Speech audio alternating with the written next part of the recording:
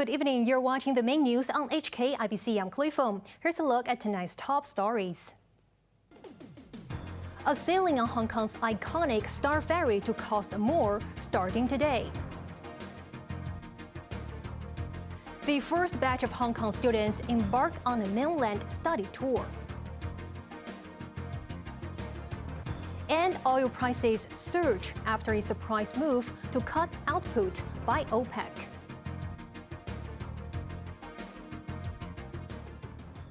Hundreds of secondary students embarked on a two-day study tour to the mainland. The trips are part of the city's education reform under the Citizenship and Social Development subject. Jenny Slow reports. The first group of Hong Kong students left for the mainland study tour this morning. Hundreds of Form 5 students gathered at the West Kowloon station at 7 a.m. to head to neighboring Guangzhou by high-speed rail.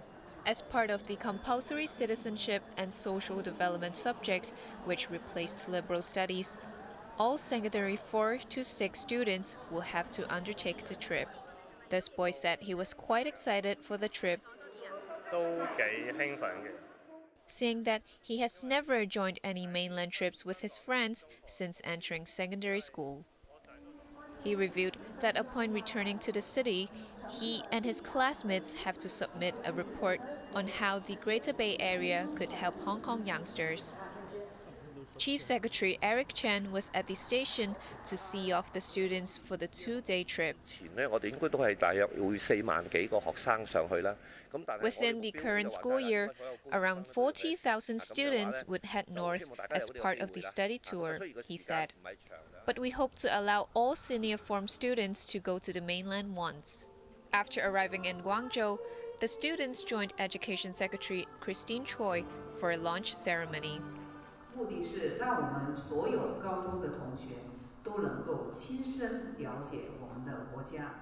She said students could get to know more about the country's development after taking part in such study tours.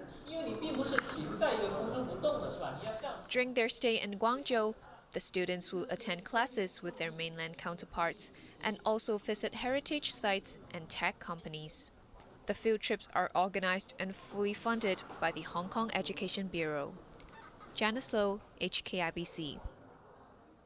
A doctor from the scientific committee under the Center for Health Protection urged high-risk groups to get a COVID booster shot as soon as possible. Edmund Lam pointed out that the real-time effective reproductive number for the COVID virus has returned to above 1. The high-risk group covers people aged 50 or older, including care home residents. As booster jabs will no longer be free for most of the citizens starting later this month, Lam expects only a limited number of people will dig into their pockets for the vaccine. He suggested offering vaccines that would expire soon to private clinics to minimize losses. Commuters using the iconic Star Ferry will have to pay more starting today. Authorities approved the fare increase as the transport operator struggles to stay afloat amid rising costs and low patronage. Janice Low reports. Commuters will have to pay a minimum of $1.40 more for the cheapest ride on the iconic Star Ferry after a new fare hike came into effect today. On weekdays, adult commuters will pay $5 for a ride in the upper deck from Central to Tsim Sha Tsui, up from $3.20. A lower deck sailing on the same route will now cost $4 compared to $2.60 earlier. Fares during the weekend and holiday have also soared by an average of 55%, with $6.50 for the upper deck and $5.60 for the lower deck. Same fares apply for commuters traveling between Wan Chai and Tsim Sha Tsui. It costs them an additional $2 on average for the ride. The monthly ticket for both routes has gone up by $30 to $190. Commuters have to face a heavier financial burden, including this woman who takes the ferry every day. The fare hike costs me an additional expense of up to $250 per month, she revealed. This man, who was taking the lower deck, said the government should increase the fare gradually rather than doing it at once. Elderly and those with disabilities who enjoyed a free ride earlier will now have to fork out $2. Star Ferry's last fare hike was 2 years ago, but the operator requested for a fare increment due to rising operating costs and record low patronage. Janice Low, HKIBC. The Immigration Department has set up a new WhatsApp assistance hotline for Hong Kong residents who need help overseas. Starting today, residents who are in distress abroad can contact immigration authorities through the Assistance to Hong Kong Residents Unit by messaging or calling 1868. However, the department stressed that the new hotline is for emergency use and not for general inquiries. Those lured into overseas job scams are also advised to use a new service as the old hotline has been discontinued. The police have arrested a 53-year-old man in connection to the partial collapse of an outer wall of a warehouse in Kwai Chung yesterday. The detainee is the supervisor of the building's management office. Part of the outer wall on the 10th floor of the warehouse crumbled and chunks of the concrete measuring 2 meters by 3 meters fell to the street below. 2 people sustained injuries and were taken to hospital. Tsai Ing-wen has arrived in Belize as part of Taiwan's efforts to reaffirm diplomatic ties in Central America. Tsai is set to meet with Prime Minister Joan Bercino and address the country's Congress before signing long-term technology cooperation deals between the two sides.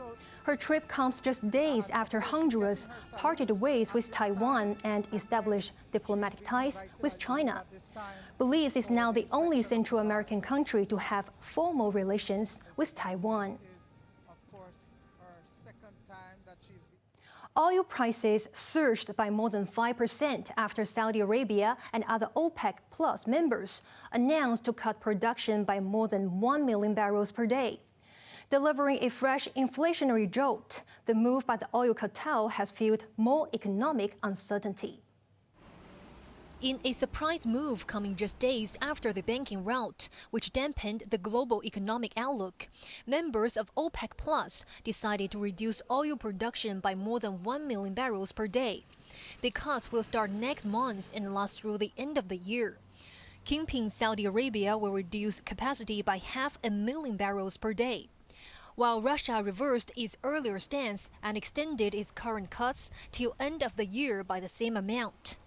Other OPEC members, depending on production capacity, will slash output by 100,000 to 200,000 barrels per day.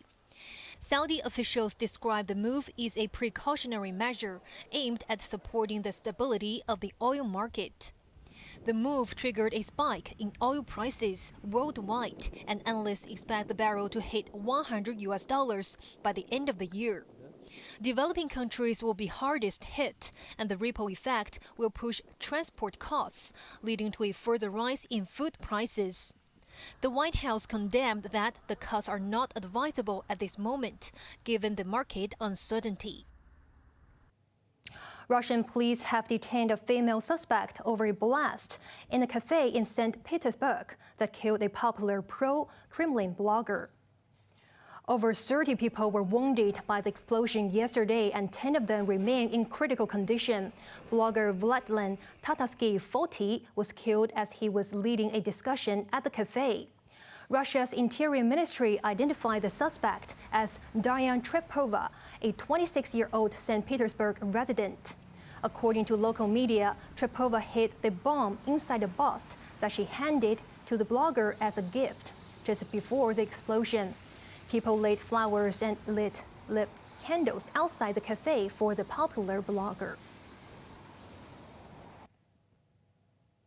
Legendary Japanese composer Yoichi Sakamoto has died after a long struggle with cancer. He passed away last week, aged 71, but leaves a remarkable legacy in the world of music. A special booth was set up by a music store in Tokyo to honor legendary Japanese composer Yuichi Sakamoto today. The store manager said he was saddened by Sakamoto's death, saying there have been many songs that were inspired by Sakamoto's music, but his new works will no longer be released. A fan who has listened to his music for nearly 4 decades paid tribute, saying he was shocked by the news, but said he was mentally prepared as Sakamoto was diagnosed with stage 4 cancer. Known for his film soundtracks, including the World War II movie Merry Christmas, Mr. Lawrence, in which he also played the part of a Japanese soldier. Sakamoto died last week at the age of 71 while undergoing cancer treatment. As per his wishes, only close family members attended a funeral service. He shot to fame in the 1970s with the Japanese group Yellow Magic Orchestra. He went on to scoop an Oscar and a Grammy Award for his score in the 1987 Hollywood hit The Last Emperor.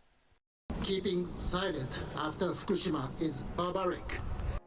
People also remember him for his anti-nuclear campaigns. Despite ill health, Sakamoto was always connected to music. Hong Kong supporters expressed grief, having missed the last chance to see him perform live at West Kowloon after his gig was cancelled due to the pandemic.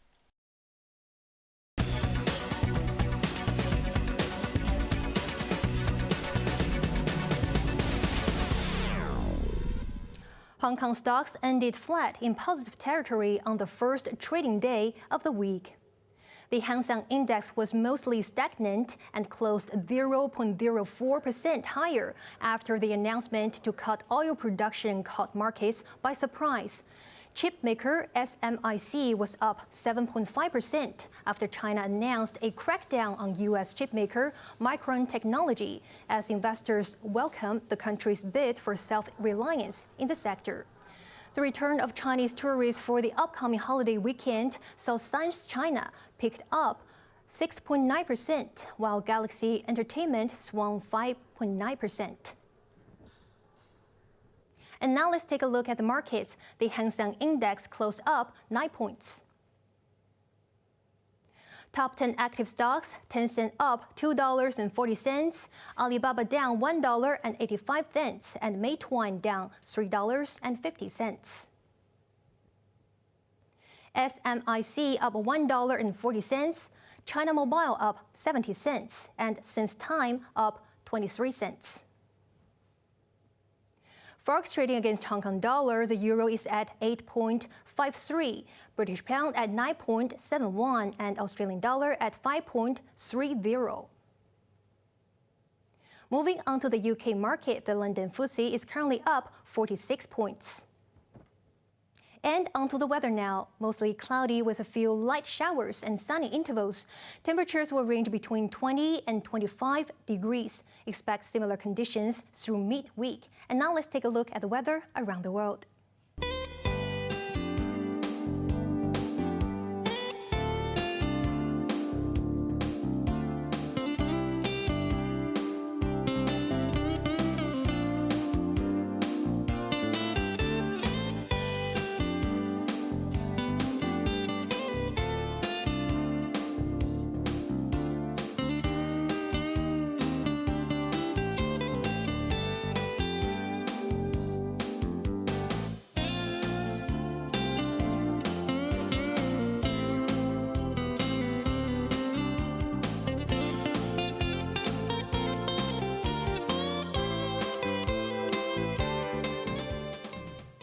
And that is our main news for Monday night. Join us for more news at 11. I'm Chloe Feng. Thanks for watching. Good night.